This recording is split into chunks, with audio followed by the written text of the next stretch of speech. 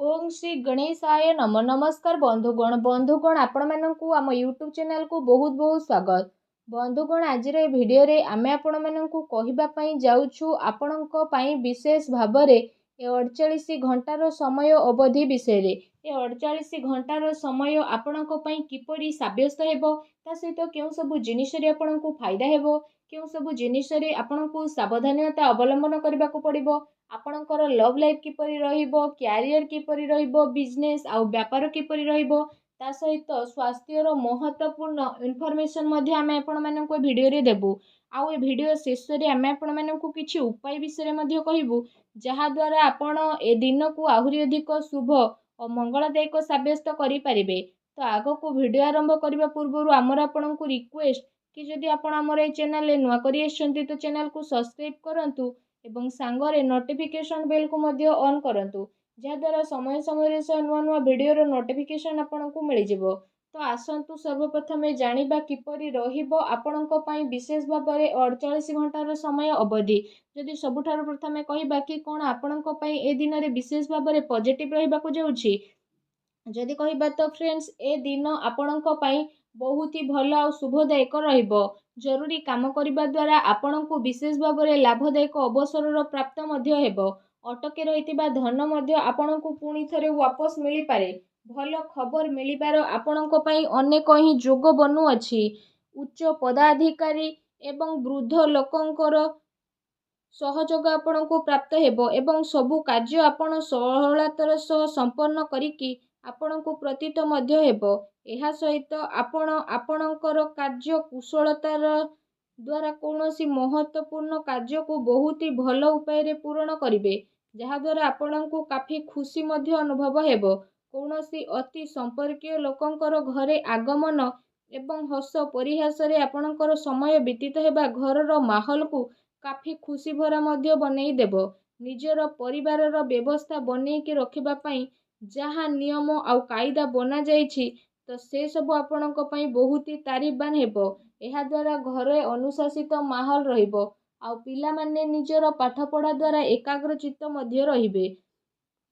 आपण आपणकर daily life रु बाहरी किछि नुआ करिबा पई चेष्टा करिवे जहा द्वारा आपणकर मानसिक आउ शारीरिक थकापण मध्य दूर हेबो आउ नुआ ऊर्जार प्रभाव आपण आपणक भितरे अनुभव मध्य करि नेबे।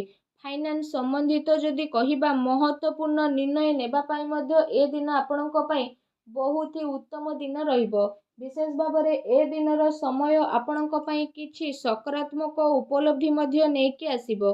निजर महत्वपूर्ण कार्य को निभेइबारे आपण आपणकर विशेष भाबरे पूरा ऊर्जा लगेइबे। आपणक प्रयास अवश्य ही सफल हेबो।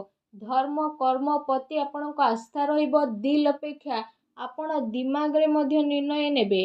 भावुकतारे आसिकी आपणकर निर्णय गलत मध्य होई पारे। शेयर मार्केट आउ निवेश ए सबु संबंधित कार्य रे आपणक पई लाभदायक परिस्थिति एबे उत्पन्न मध्य हेबो जहा द्वारा आपणक मन बहुत ही प्रसन्न रहिबो। ता सहित आसंतु जानिबा आपणक पई कोन नेगेटिव रहिबो। जदि कहिबा पारिवारिक स्थिति आपणकर चिंतापूर्ण मध्य होई पारे। परिवार रे जणे आउ जनक सह ताळ मेळर अभाव मध्य हेबो। अनावश्यक कथा को मध्य नहीं विवाद मध्य उत्पन्न हेबार विशेष भाबरे संभावना देखा देउछि। कोनोसी प्रकारर मनरे भ्रम उत्पन्न हेबा द्वारा जणे आउ जनक सह लड़ाई झगड़ा मध्य हेबो। ता सहित पिलांकर कोनोसी नकारात्मक गतिविधि कारणरू आपनको चिंता आउ क्रोध भली भावना मध्य विशेष भाबरे उत्पन्न हेबो। किंतु से सबु भूल को आपण ठीक करबा पई विशेष रूप रे चेष्टा करंतु। एहा द्वारा आपणक स्थिति रे शीघ्र ही सुधारता देखिबाकू मिलिबो। ता सहित आपण काहा उपरे विश्वास करिबा पूर्वरु सबु स्थिति उपरे भल भाबरे विचार विमर्श करि नियंतु। आपणकर भावुकता आउ उदारतार लोक माने फायदा मध्य उठेई पारंती। फ्रेंड्स को सहित अधिक मेल मेलाप केवल आपणकर समयर बर्बादी करि देबो। तेणु ध्यान रखंतु कौनसी निर्णय को नेबारे बहुत अधिक समय लगेबा हातरे आसीतिबा उपलब्धि को दूर मध्य करि पारे। निजर बाणी आउ जिद्दी स्वभाव को आपण नियंत्रित रखंतु।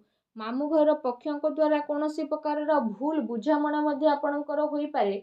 आपणकर प्रतिद्वंदी आपणक विषय रे କିଛି ଭୁଲ ଆଖୁଆ ମଧ୍ୟ ଫେଲେଇ ପାରନ୍ତି, ଯେଉଁ କାରଣ ପାଇଁ ପଡ଼ୋଶୀ ଫ୍ରେଣ୍ଡସ୍ଙ୍କ ସହିତ ଆପଣଙ୍କର ସମ୍ବନ୍ଧ ମଧ୍ୟ ଖରାପ ହେବ।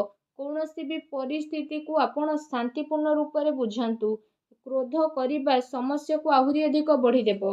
ତ ସେଥିପାଇଁ ନିଜର କ୍ରୋଧ ଉପରେ ସଂଯମତା ରଖନ୍ତୁ। ଏହା ସହିତ କୌଣସି ବି କାମ କରିବା ପୂର୍ବରୁ ତା ଉପରେ ଗମ୍ଭୀରତାର ସହ ଭାବି ଚିନ୍ତି କାମ କରିବା ଅତି ଆବଶ୍ୟକତା ରହିଛି। କୌଣସି ବାହାର ବ୍ୟକ୍ତି ଜଳନ ଭାବନାରେ ଆପଣଙ୍କ ଉପରେ ବଦନାମୀ ବା ଆରୋପର ସ୍ଥିତି ମଧ୍ୟ ଉତ୍ପନ୍ନ କରିପାରେ, ତେଣୁ ଆପଣ ସାବଧାନ ରୁହନ୍ତୁ।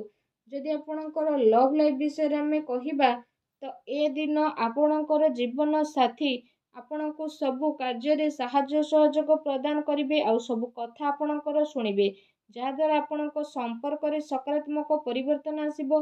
ଆପଣଙ୍କ ପ୍ରେମ ଜୀବନରେ ଚାଲି ଆସୁଥିବା ସମସ୍ୟା ଏବେ ଆପେ ଆପେ ସମାପ୍ତ ମଧ୍ୟ ହୋଇଯିବ। ଆଉ ଜୀବନ ସାଥୀଙ୍କର ସକାରାତ୍ମକ ସହଯୋଗ ଆପଣଙ୍କୁ ଆତ୍ମବଳ ଆଉ ଆତ୍ମବିଶ୍ୱାସ ପ୍ରଦାନ କରିବ।